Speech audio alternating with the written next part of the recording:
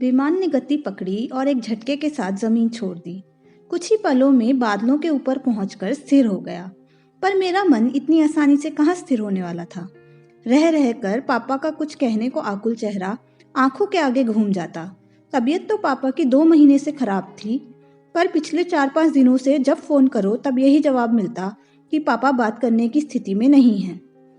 कल फोन पर दीदी ने कहा, पापा को आईसीयू में शिफ्ट कर दिया गया है। डॉक्टरों ने शरीर को प्रयोगशाला बना दिया है, पर कोई भी ट्रीटमेंट स्वीकार ही नहीं कर रहा। डॉक्टर कह रहे हैं कि जिसे बुलाना हो बुला लीजिए और दुआ कीजिए। पापा बार बार कह रहे हैं कि तुझसे कुछ कहना है। उनके आगे के शब्द सिसकियों में खो गए। मेरे दिल में एक हुक सी उठी। पति सोमेश ने देखा तो तुरंत हिम्मत बंधाई। मुझे तो किसी भी हालत में छुट्टी नहीं मिल सकेगी, पर तुम पहली फ्लाइट लेकर निकल जाओ। मैंने पीठ सीट पर टिकाकर पलकें मूंद ली और मन को बादलों की तरह यादों के आसमान में खुला छोड़ दिया। मैं जानती थी कि वो मुझसे क्या कहना चाहते थे और वो मैं उनके मुंह से सुनना नहीं चाहती थी, इसलिए उनको मौका ही नहीं देती थी। शादी के बाद 5 सालों में सिर्फ 2 बार ही गई थी मायके। शादी की धूमधाम में चाचा किसी से बात कर रहे थे और सुन लिया था मैंने कि मम्मी ने मुझे जन्म नहीं दिया था। अंत में वे बोले थे, वैसे भाई साहब हैं तो काबिले तारीफ। अब उसे एक गलती कहो या 2 पल की भावुकता, पर उसे सारी जिंदगी निभा दिया उन्होंने। टूट सी गई थी मैं सच्चाई जानकर। जिस पापा को मैंने आदर्श के रूप में देखा, एक समाज सेवक और सुधारक के रूप में जाना, मैं उनकी 2 पल की भावुकता का नतीजा थी। उनकी एक गलती। पापा से कह तो कुछ नहीं पाई, पर उसके बाद से वो खामोश पीर दिल में पर्वत सी जमकर उनसे एक दूरी बनाती गई। वो पीर पिघलती भी तो कैसे, कुछ कहती भी तो किससे। मेरी सुनता ही कौन था पापा के अलावा। बचपन से ही मैंने बाकी लोगों का प्यार दीदी के पड़ले में और पापा का प्यार अपने पड़ले में कुछ ज्यादा पाया। पापा की यादें मिश्री की तरह मन में मिठास बनकर घुली थी। चिड़ियों की चहचहाट सी कानों में संगीत बनकर घुली थी। परी देश के सुंदर सपनों सी आंखों में घुली थी। मेरे जन्मदिन के लिए कुछ अलग सी पोशाक या मेरे कोई फरमाइश किया हुआ खिलौना ढूंढने के लिए बाजार खंगालते पापा। विज्ञान के प्रयोगों के लिए मॉडल बनाते और उनका प्रयोग सिखाते पापा। मेरी पुस्तकों की रुचि को बढ़ावा देने के लिए हर पुस्तक मेले में उंगली पकड़कर घुमाने ले जाते पापा। चलते फिरते उठते बैठते कहानी सुनाते या विज्ञान की पहेलियां बुझाते पापा। साइकिल सिखाने के लिए मुझे उस पर बिठाकर उसके पीछे भागते पापा। शहर के एक छोर पर दादी की बड़ी सी हवेली थी। पहले वो गांव के छोर पर थी, पर जब शहर ने गांव को खुद में समेट लिया तो शहर में आ गई थी। उनमें रहता था दादी का और उनके 3 बेटों का परिवार, जिसमें दादी का ही वर्चस्व चलता था। घर के मामले में छोटे बड़े फैसले लेती थी। बैठक या रसोई ही नहीं, नाती पोतों के जीवन भी वही नियंत्रित करती थी। लड़कों के लिए महंगा पब्लिक स्कूल और लड़कियों के लिए पास का सरकारी स्कूल। लड़के पास के पार्क में या स्टेडियम में क्रिकेट खेलने जाते और लड़कियों के लिए पीछे किचन गार्डन में आम के पेड़ पर झूला था। यूं तो सभी लड़कियां उनके लिए दूसरे दर्जे की नागरिक थी, पर मुझसे उन्हें विशेष चिढ़ थी। उनसे यदि कोई बहस करने की हिम्मत रखता था तो वो थे पापा। हालांकि मैंने सुना था कि दादी पापा को सबसे ज्यादा प्यार करती थी। उन्होंने अपने कुछ गहने बेचकर बाबा की मर्जी के खिलाफ पापा को शहर पढ़ने भेजा था, पर उनकी पढ़ाई से सबसे ज्यादा नाराज भी वही थी। पढ़ाई ने उन्हें तर्क करना और सभी औरतों की, पत्नी की, बेटियों की इज्जत करना सिखा दिया था। पढ़ लिख कर वो गांव के सरकारी स्कूल में अध्यापक हो गए थे और सारे गांव में शिक्षा के प्रति जागरूकता फैलाने का काम शुरू कर दिया था। जो लोग कल हवेली का गेट छूने तक की हिम्मत नहीं करते थे, वो बेखौफ पापा से मिलने दालन में आने लगे थे। ऐसी शिक्षा का फायदा उनकी समझ से बाहर था, जो अपने से ज्यादा दूसरों के बारे में सोचना सिखा दे। मुझे दादी से बहस करने की इजाजत तो पापा ने कभी नहीं दी, पर मेरा उनसे सदा शीत युद्ध चलता रहा। दादी किसी न किसी बहाने से मुझे भाइयों से कमतर साबित करने की कोशिश करती और मैं खुद को उनसे बेहतर साबित करने के लिए जूझती रहती। पापा बड़े प्यार से समझाते, मुझे यकीन है कि मेरी बिटिया खूब पढ़ेगी और एक दिन साबित कर देगी कि वे लड़कों से कम नहीं है। मैं उस दिन का इंतजार करूंगा। पापा के वो वाक्य मेरे लिए प्रेरणा बनते गए और मैं पापा की परछाई बनती चली गई। मैं पापा के साथ ही खाती, खेलती और उनकी पढ़ाई की मेज पर बैठकर पढ़ती रहती। निस्वार्थ भाव से अनपढ़ों की, पर्यावरण की, गरीबों की सेवा और सहयोग करना मैंने उनसे सीखा। उनकी मेहनत से गांव में पक्का स्कूल, अस्पताल, पुस्तकालय आदि बने और मैं सरकारी कार्यालयों के चक्कर लगाने, अर्जियां लिखने, तरह तरह के लोगों से मिलने के दौरान हमेशा उनके साथ रही। पर सबसे बड़ी चीज जो उन्होंने मुझे विरासत में दी थी, वो थी ज्ञान की भूख, जिसने मुझे संघर्ष करना सिखाया, इतने ऊंचे पद पर पहुंचाया। उन्हें स्वाध्याय का बड़ा शौक था। वे पुस्तकालय जाते तो मुझे भी उंगली पकड़कर साथ ले जाते। सारे रास्ते में उनसे तरह तरह के सवाल पूछती जाती और लौटते समय वहां की पत्रिकाओं में पढ़ी कहानियां सुनाती। मुझे मंच की हर गतिविधि में भाग लेने का बड़ा शौक था। वाद विवाद हो, भाषण हो, मोनो एक्टिंग या कुछ और। पापा मेरे लिए एक दिन में इतना अच्छा आलेख तैयार करते कि अध्यापिका उसे देखते ही मेरा चुनाव कर लेती। मेरे लिए बचपन की सबसे सुनहरी यादों में वे दिन जब पुस्तकालय के रास्ते पापा अक्सर मुझे किसी प्रतिस्पर्धा का आलेख भाव भंगिमा के साथ याद करा रहे होते और राह चलते लोग उन्हें ऐसे बोलते देखकर अजीब सी निगाहों से घूरते या हंसते, पर पापा किसी की परवाह ना करते। समय ही नहीं था उनके पास किसी की परवाह करने का। मैं छोटी थी तो अक्सर मम्मी का आंचल पकड़कर उनके पीछे पीछे चलती रहती कि वो मेरी ओर ध्यान दें, पर वो ध्यान न देती। पापा मुझे देख लेते तो तुरंत गोद में उठाकर लॉन में ले आते और किसी पौधे के बारे में बताकर मेरा ध्यान बटाने लगते। जब मैं कोई ट्रॉफी लेकर आती तो पहले बैठक में लगे शोकेश में रखने की कोशिश करती। दादी सख्ती से मना कर देती। मम्मी के कमरे में रखती तो मम्मी उसे स्टोर रूम में डाल देती। एक दिन जब मैं ट्रॉफी लेकर आई तो पापा घर में नहीं थे। मैं मम्मी से लिपट गई और ट्रॉफी उन्हें पकड़ा दी। मम्मी ने उसी समय स्टोर रूम खोला और ट्रॉफी उसमें डालते हुए कहा, अब बस भी करो, पूरा स्टोर रूम तुम्हारे कूड़े से भर गया है। मेरी आंखें छलछला आई। मुझे देखकर दीदी भी रो पड़ी। पापा आए तो उन्होंने पूरी बात बताई। दूसरे दिन पापा लकड़ी खरीद लाए और सारी रात अपने हाथों से एक शेल्फ बनाया। दूसरे दिन दालन में बने उस कमरे में दीदी मुझे आंख पर पट्टी बांधकर ले गई, जहां मैं और पापा गरीब बच्चों को पढ़ाते थे। पट्टी खोली तो शेल्फ पर मेरी ट्रॉफियां सजी थी। ऊपर एक तख्ती टंगी थी जिस पर लिखा था, संवेदना, लड़कियों की प्रेरणा। मेरी आंखें एक बार फिर छलछला आई थी, पर इस बार खुशी से। जीवन के हर क्षेत्र में सर्वोत्कृष्ट करने के लिए, खुद को साबित करने के लिए मेरे अंदर एक जुनून था। यह जुझारूपन पापा की प्रेरणा और सहयोग से, दादी की प्रताड़ना और मम्मी की बेरुखी से बढ़ता ही गया। मैं 5वीं कक्षा में थी जब मैं एक प्रदेश स्तर की प्रतियोगिता में भाग लेने के लिए प्रसिद्ध कॉन्वेंट स्कूल में गई। प्रथम पुरस्कार लेकर लौटी तो पापा से लिपट गई। मेरी परी पापा से क्या इनाम लेगी? मेरी बड़ी सी ट्रॉफी कुछ देर निहारने के बाद पापा ने पूछा था, मुझे उसी कॉन्वेंट स्कूल में एडमिशन चाहिए पापा। यह कहकर मैं बड़ी देर तक उस स्कूल की खूबसूरती और सुविधाओं के बारे में बताती रही और पापा अपलक मुझे देखते रहे। फिर जैसे मेरे एक बार किसी खिलौने या कपड़े के लिए कहने पर वो आ जाता था, वैसे ही दूसरे दिन उस स्कूल का फॉर्म आ गया। नए स्कूल की फीस महंगी थी और उससे भी ज्यादा महंगे थे उसके नखरे। कभी वार्षिकोत्सव तो कभी स्टडी टूर, तो कभी किसी कार्यक्रम के लिए मंच की पोशाक, कभी किसी प्रतियोगिता के लिए किताबें, तो कभी किसी प्रतिस्पर्धा के लिए मॉडल। ये तो बहुत बड़ी होने पर पता चला था कि मेरी छोटी बड़ी फरमाइशों को पूरी करने के लिए पापा रात रात भर जागकर अनुवाद कार्य करते थे। जब दीदी की शादी तय हुई तो दादी मेहंदी वाले दिन अपने गहनों का एक सेट लेकर आई तो दीदी ने पूछा, इसमें से कौन से मेरे हैं और कौन से संवेदना के? ये सारे तेरे हैं, दादी ने उत्तर दिया। तीनों लड़कों के लिए एक एक सेट बना रखा है, जिसकी जितनी छोरियां उतने हिस्से कर देती हूँ। तू अकेली है तो अकेली। उस दिन मेरी आंखों से सैलाब बह निकला। गहनों का मुझे शौक न था, मगर तू चिंता मत कर, मैं चुपके से आधे गहने तुझे दे दूंगी। दादी के जाने के बाद ये कहकर दीदी मेरे आंसू पोंछते पोंछते मुझसे लिपटकर रो दी थी। उन्होंने पापा को बताया तो उन्होंने हंसकर मुझे समझाया था, तू सारे काम लड़कों वाले करती है ना, इसलिए दादी तुझे लड़की में नहीं गिनती।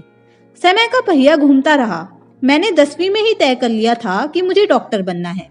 मेडिकल की कोचिंग का खर्चा दादी के कान में पड़ा तो उन्होंने बखेड़ा खड़ा कर दिया। पापा ने साफ कह दिया कि अब खर्च मैं कर रहा हूँ तो आपको परेशान होने की जरूरत नहीं है। मैंने प्रवेश परीक्षा की तैयारी में दिन रात एक कर दिए। मैं सुबह 5 बजे उठती, पापा 4:30 बजे उठकर गीजर ऑन कर देते। मैं नहा धोकर पूजा करके पढ़ने बैठती तो पापा गरम कॉफी और अंकुरित सलाद के साथ स्टडी टेबल पर मेरा स्वागत करते।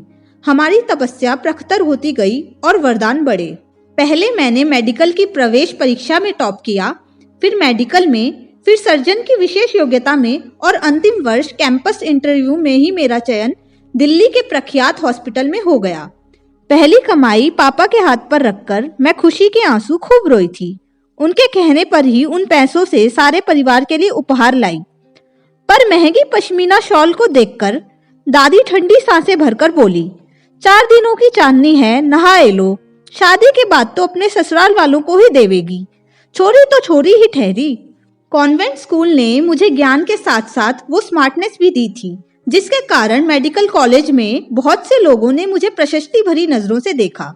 बहुत से हाथ मेरी ओर बढ़े, पर यहाँ पापा के साथ की गई समाज सेवा के दौरान कमाया व्यवहारिक ज्ञान बहुत काम आया। हर तरह के लोगों के संपर्क में आकर मेरी नजरें पैनी और पारखी हो गई थी। वो दिखावे और प्रेम के बीच का फर्क जानती थी। इसलिए मैंने साधारण रूप रंग और सामान्य पारिवारिक पृष्ठभूमि वाले संवेदनशील सोमेश को चुना। हमारे स्वभाव और जीवन के प्रति नजरिए के अलावा हमें कुछ भी समान ना था। भाषा, जाति, प्रांत कुछ भी नहीं। मैंने उन्हें अपने दहेज ना लेने के संकल्प के बारे में बताते हुए यह भी कह दिया कि पापा की परीक्षा में उन्हें पास होना पड़ेगा। सोमेश से पापा करीब 2 घंटे बातें करते रहे और उनके जाने के बाद मुझे गले लगाकर रो पड़े। मेरी परवरिश सफल हो गई। शाबाश बेटा, तुझे इंसान पहचानना आ गया। ये लड़का तेरी रूह का सुकून और हम कदम बन सकेगा। इंसान को जीवन साथी से बस यही तो चाहिए होता है। मम्मी मेरी बेल्ट बांध दो। बेटी ने झिंझोड़ा तो मेरी तंद्रा भंग हुई। विमान लैंड होने का अनाउंसमेंट हो रहा था। मैंने एयरपोर्ट से सीधे हॉस्पिटल के लिए टैक्सी कर ली। आईसीयू के शीशे से पापा को देखा और आंखों से सैलाब उमड़ पड़ा। दीदी वहीं थी। वो पल के लिए भी पापा को अकेला नहीं छोड़ती थी। पापा ने मुझे देखा तो उनके चेहरे पर चमक आ गई। मुझे इशारे से अंदर बुलाया तो दीदी भी मेरे साथ अंदर आ गई। पापा मुझसे बोले कि मुझे तुझसे कुछ कहना है, तो दीदी बोल उठी, आपको डॉक्टर ने ज्यादा बोलने से मना किया है। मैं आपके सामने बताती हूँ, कुछ गलत हो तो आप बोलिएगा। पापा चुप हो गए और दीदी ने कहना शुरू किया, मेरे पैदा होने के समय ही मम्मी का ऐसा ऑपरेशन करना पड़ा था कि वो फिर कभी मां नहीं बन सकती थी। पापा का वारिस पाने के लिए दादी ने उन पर दूसरी शादी का दबाव डालने की कोशिश की, पर सफल नहीं हुई। बहुत लड़ाई के बाद उन्होंने कहा कि पापा एक लड़का गोद ले ले। ये सुझाव पापा को पसंद आ गया। अनाथाश्रम गए तो पता चला कि लड़की तो तुरंत मिल सकती है, पर लड़के के लिए अर्जी देकर 2-3 साल प्रतीक्षा करनी पड़ेगी। अभी कई लोगों की अर्जी पड़ी है। अर्जी डालने के बहुत समय बाद अनाथाश्रम से फोन आया। अनाथाश्रम के आंगन में एक मंदिर था। तू वहीं खड़ी थी, यही कोई 2-3 साल की। पापा ने हाथ जोड़े तो तू पापा कहकर उनसे लिपट गई और सुबक कर रोने लगी। पापा ने तुझे चुप कराने के लिए गोदी में ले लिया। पापा, अब आप मुझे कभी नहीं छोड़ना। मैं आपकी गोदी से नहीं उतरूंगी, नहीं तो आप फिर खो जाओगे। कहकर तूने बाहें उनके गले में कस दी। नहीं उतारूंगा बेटा, रो मत। कहते हुए पापा की आंखों में आंसू आ गए। वार्डन ने बताया कि कोई औरत 1 हफ्ते पहले यह कहकर छोड़ गई कि पापा आकर ले जाएंगे। तब से हर आने वाले के पैरों में पापा कहकर लिपट जाती है। कोई बात नहीं, समझ जाएगी कुछ दिनों में। कहकर वार्डन ने जितना तुझे छुड़ाने की कोशिश की, तू उतने ही करुण क्रदन से उनसे और लिपटती गई। पापा को तुझ पर दीदी इतना बोली थी कि पापा ने हाथ से इशारे से उसे रोक दिया। आगे की बात मैं खुद बताऊंगा। मैं तुझे ये सब अपने मुंह से इसलिए ही बताना चाहता था कि कोई और बताएगा तो एहसान लगेगा, दया लगेगी, पर तू मेरी दया या भावुकता नहीं, जीवन दर्शन है। मेरे दिल ने तो उसी दिन लड़की गोद लेने का इरादा कर लिया था जिस दिन वार्डन ने कहा था कि लड़कों के लिए लोग प्रतीक्षारत हैं और लड़कियां। तेरी मम्मी को कई बार समझाने की कोशिश कर चुका था कि अगर लड़कों का भविष्य सुरक्षित है ही तो क्यों ना हम लड़की ही ले लें। हम बच्चा गोद लेने को नहीं, अपने वारिस की कमी पूरा करने जा रहे हैं। तेरी मम्मी का जवाब होता। वारिस शब्द का मतलब है वहन करने वाला। बच्चों को माता पिता का वारिस इसलिए कहते हैं क्योंकि वे उनके संस्कारों का, अधिकारों का, कर्तव्यों का वहन करते हैं। ये सब काम लड़कियां भी कर सकती हैं और मैं एक दिन यह साबित करके दिखाऊंगा। मैं उन्हें समझाने की कोशिश करता। अनाथाश्रम जाने के लिए निकला, लेकिन मन अनमना सा था। अनाथाश्रम से एहसान जताते हुए फोन आया था और जो हाथ हमेशा देने के लिए उठे थे वो लड़का मांगने के लिए उठना ही नहीं चाहते थे।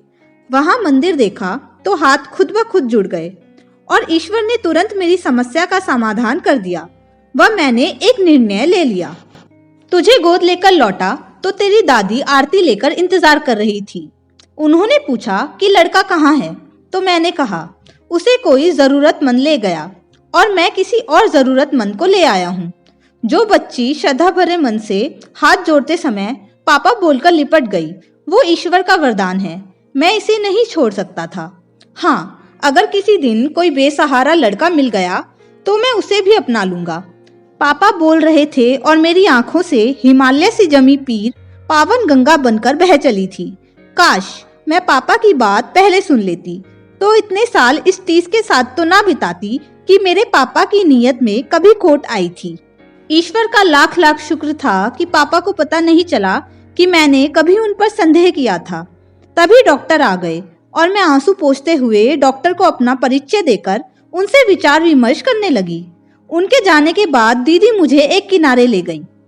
इन रिपोर्ट से कुछ पता नहीं चलेगा, मैं तुझे असली बात बताती हूँ। दोनों चाचा को अपना हिस्सा चाहिए, इसलिए हवेली बिक रही है और पापा से ये बर्दाश्त नहीं हो रहा। तू तो जानती ही है कि पापा ने लॉन, किचन गार्डन, बगीचा सब अपने खून पसीने से सींचा है। दालन में उनका साक्षरता मिशन चलता है। उनकी जान बसती है हवेली में। दादी ने सारी जिंदगी सबको दबाकर रखा। अब उनकी ताकत कमजोर पड़ने लगी है और सब चढ़ने लगे हैं। दादी भी इसे बेचना नहीं चाहती, इसलिए दादी ने अपनी बाकी सारी जमीनें बेच दी और मम्मी के सारे गहने। फिर भी दोनों का हिस्सा पूरा करने में 50 लाख रुपए कम पड़ रहे हैं। ये कहकर दीदी रो पड़ी। मतलब अगर 50 लाख का बंदोबस्त हो जाए तो ये हवेली पापा के नाम हो जाएगी। जो नहीं हो सकता उसकी ना सोच। ये सोच कि पापा को सदमे से कैसे बचाया जाए। मुझे लगा कि ये मेरे जीवन की सबसे कठिन परीक्षा की घड़ी है, पर सोमेश पर भी पूरा विश्वास था कि वो मुझे इस परीक्षा में अनुत्तीर्ण नहीं होने देंगे, और वही हुआ। पैसे तो मेरे ही थे, पर उनकी सहमति भी तो जरूरी थी। मैं और दीदी मम्मी के साथ गए, वकीलों की उपस्थिति में सारी औपचारिकताएं पूरी करके ले आए और कागजात उनके हाथ पर रख दिए। पापा ने एक बार कागज देखे, फिर मुझे देखा और गुस्से से बोले, ये सब क्या है? ये मैं नहीं ले सकता। आखिर बेटी हो तुम, सिर्फ बेटी, वारिस नहीं। आपने अपनी शिक्षा, जीवन दर्शन और संस्कारों की विरासत मुझे सौंपने में कभी कंजूसी नहीं की, तो कर्तव्य की विरासत में कंजूसी क्यों? आज अगर आपने ये नहीं लिया तो मैं ये मान लूंगी कि आप मुझे अपना वारिस नहीं मानते। और माँ ठीक कहती थी कि मेरी जगह आपको वारिस लेकर आना चाहिए था। निरुत्तर पापा ने मुझे गले लगा लिया। उनकी आवाज भर्रा गई। फिर कभी ये मत कहना, तू मेरी वारिस ही नहीं, मेरा गुरूर, मेरी पहचान है।